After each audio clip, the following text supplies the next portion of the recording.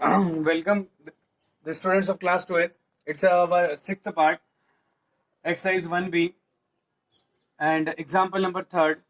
And example number third is given the set A contain the element 1, 2, 3, 4 and relation R is defined in the A. A के अंदर relation define किया गया है such that R के अंदर ordered pair 1, 2, 2, 1, 1, 1, 4, 4, 1, 3, 3, 3 और 3, 2 ये सारे ordered pair किसके अंदर है? R के अंदर है. ठीक है. रिफ्लेक्सिव क्या होता है? रिफ्लेक्सिव ये होता है कि ए के जितने भी आपको एलिमेंट्स दिखाई दे रहे हैं ना, ए के हर एक एलिमेंट के लिए ए के हर एक एलिमेंट के लिए आपको सेम नंबर का ऑर्डर्ड पेयर का आना चाहिए, आर में मिलना चाहिए. मिल रहा है क्या? 1 के लिए 1 1 मिल रहा है, 2 के लिए 2 2. ये 2 2 आपका इसमें नहीं है, लेकिन 1 2 के बाद एक एलिमेंट यहाँ पर हमारा है 2 2 करके.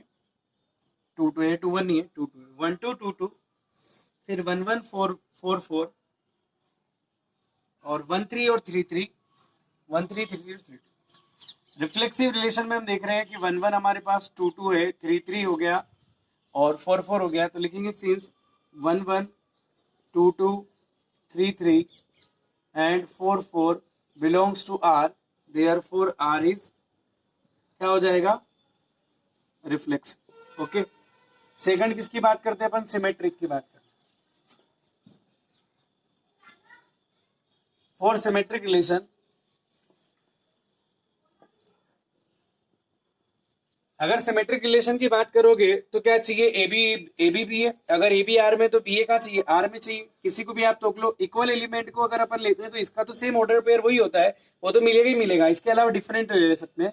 1 2 सिंस 1 2 बिलोंग्स टू आर, क्या 2 1 आर में आ रहा है? क्या लिखेंगे अपन? But 2 1 does not belongs to R, therefore R is not क्या हो जाएगा?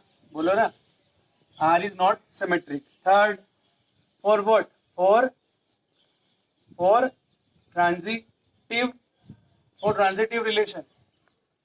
ए बी आर में है, बी सी आर में होगा, तो ए सी भी कहाँ होना चाहिए? आर में होना चाहिए. क्या आपको ऐसा कोई ऑर्डर पेयर मिल रहा है? तो अगर हम देखें यहाँ पे 1 2, अगर इसको ए बी मान ले और फिर उसके बाद में या फिर अपन एक काम और करते हैं कि 1 3 को मान लेते हैं ए बी और 3 2 को मान लेते हैं बी सी. तो ए बी ये हो गया, बी सी हो गया, तो ए सी क्या बनेगा? 1 2 आर में यहाँ पर आ रहा है. तो हम क्या लिखेंगे? Here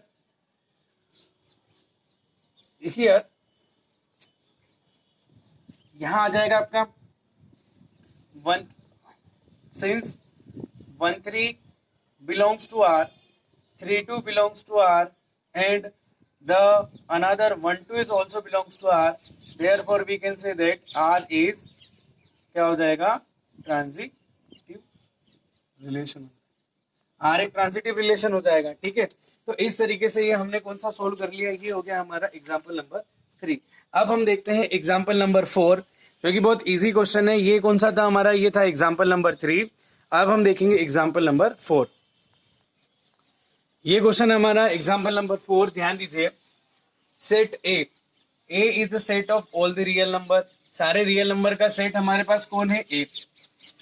and the relation R is define as, और इसके अंदर आर एक रिलेशन डिफाइन किया गया है. आर के अंदर ऑर्डर्ड पेयर ए बी है, और इस तरीके से कि ए इज लेस देन और B, A is less than और equal to B square. A या तो बी स्क्वायर से छोटा है या उसके क्या है? इक्वल है.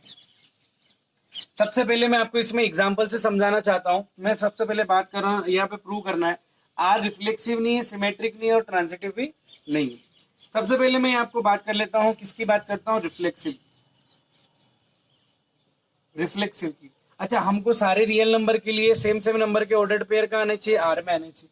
मैं 1 1 से स्टार्ट करता हूं, क्योंकि हमको रिफ्लेक्सिव के लिए सारे चेक करना है. सारे चेक नहीं करेंगे अपन, एक आइडियाज ले रहे हैं.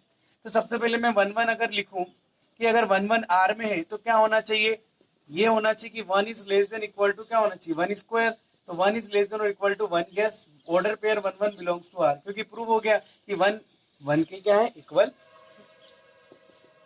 दूसरा अगर मैं लिखता हूं 2 2, इसका मतलब ये हो गया आपका 2 is less than equal to 2 square. इसका मतलब ये हो जाएगा 2 इज इक्वल टू स्क्वायर, ये नहीं हो जाएगा 4, तो 2 4 से लेस देन है, इसका मतलब जो ऑर्डर्ड पेयर होगा 2 2 वो कहाँ चला जाएगा, आर में चला जाएगा। तो इसका मतलब है कि 1 1 2 2 3 3 के लिए तो हो रहा है।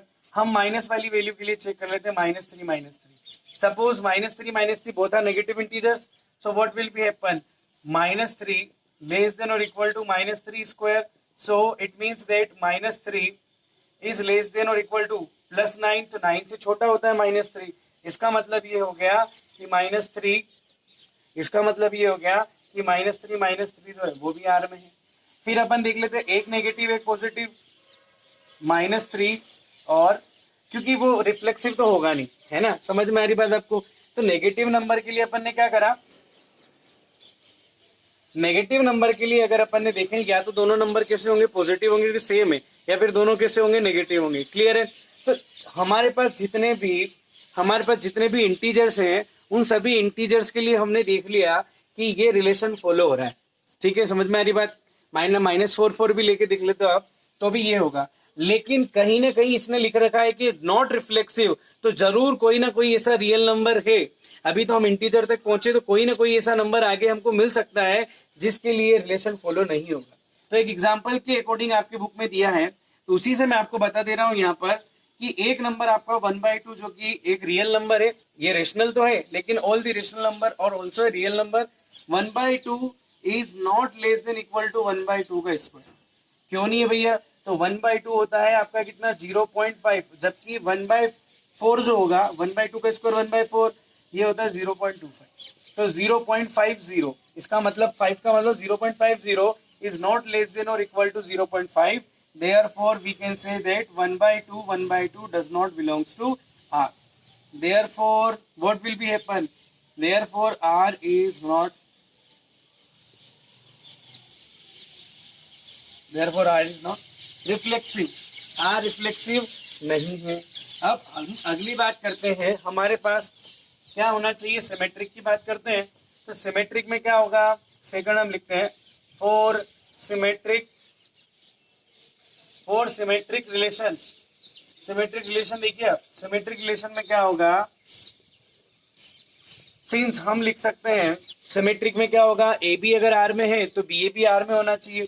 तो अपन पहले मैं यहाँ लिख रहा हूँ, since 1 is less than equal to 2 square, 1 जो है वो छोटा या इक्वल होगा किसके, या तो छोटा होगा या इक्वल होगा 2 स्क्वायर से। तो बिल्कुल यहाँ पर इनइक्वलिटी सही स्टेटमेंट दे रही, ट्रू है, 1 इज स्मॉलर देन 2 स्क्वायर, तो इसका मतलब होता है कि 2 का स्क्वायर हो गया 4, ये हमने नंबर लिया 2, तो 1 इज लेस देन 2 स्क्वायर, इसका मतलब होगा 1 2 जो है वो आर में है। बट हम लिख सकते हैं the second number is 2 not 2 square, 2 is never less than equal to 1 square, क्योंकि 2 छोटा हो ही नहीं सकता 1 स्क्वायर से, तो इसका मतलब 2 1 does not belongs to R, therefore R is not, क्या हो जाएगा, R is not symmetric। Third हम यहाँ बात करेंगे ट्रांजिटिव रिलेशन की। ट्रांजिटिव रिलेशन अब हम देखते हैं यहाँ पर फॉर ट्रांजिटिव रिलेशन के लिए आपको या तो 2 ऑर्डर पेयर आपको ऐसी चाहिए, तो जहां पर ए बी आर में हो बी सी आर में हो। मैं आपको क्या ले रहा हूँ, 3 नंबर्स और उनसे 2 ऑर्डर पेयर इस तरीके से बना रहा हूँ ए बी बी सी के फॉर्म में। सबसे पहले मैंने लिखा है यहाँ पर, यहाँ ध्यान दीजिए, सिंस यहाँ अपन ले लेते हैं इस तरीके से, हमको लेना है कि यहाँ ए बी बी सी कहाँ चले जाए, आर में चले जाए, और ए सी जो है वो आर में उसका नहीं आना चाहिए। यानी कि अगर ऑर्डर्ड पेयर ए बी कहाँ है, आर में है, बी सी कहाँ है, आर में है, तो ए सी भी कहाँ होना चाहिए, आर में अपना मिल जाना चाहिए। तो इससे क्या प्रूव हो जाएगा, ट्रांजिटिव रिलेशन। तो एक एग्जांपल से मैं आपको यहाँ बता दे रहा हूँ कि हमें कौन कौन से नंबर लेने हैं।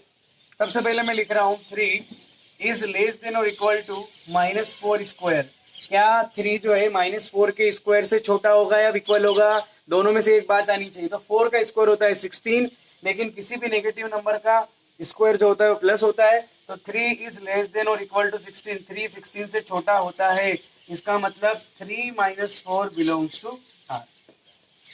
दूसरा मैंने इस तरीके से लिया, एंड यहां मैं बात कर रहा हूं 3 - 4, तो -4 एंड -4 इज लेस देन और इक्वल टू 1 स्क्वायर। -4 जो होता है वो 1 से या तो इक्वल है या 1 से लेस, तो लेस देन की बात आ रही है यहाँ पे, सही है, लेस देन वाली कंडीशन सही है, तो ये आ जाएगा -4 1 बिलोंग्स टू क्या आ जाएगा R।